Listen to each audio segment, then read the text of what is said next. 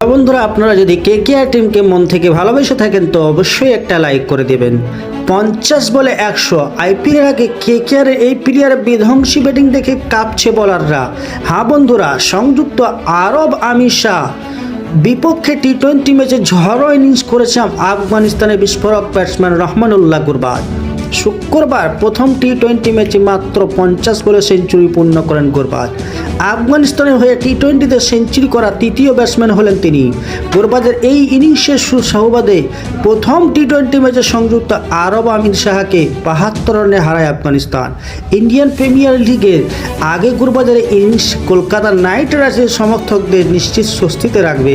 আফগানিস্তান প্রথম ব্যাট করে সংযুক্ত আরব আমিরাতের সামনে জয়ের জন্য 204 রানের টার্গেট দিল সংযুক্ত আরব দল। 20 ওভারে 4 উইকেট মাত্র 131 রান করতে পারে তারা।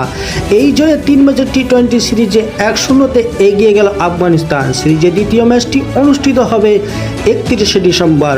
হ্যাঁ বন্ধুরা, এই রহমানুল্লাহ গুরবাজ কেকেআর টিমের জন্য কেমন খাতারনাক খেলোয়াড়ই হবেন, কেমন খেলোয়াড় হবেন, অবশ্যই আপনারা কমেন্ট সেকশনে জানাবেন।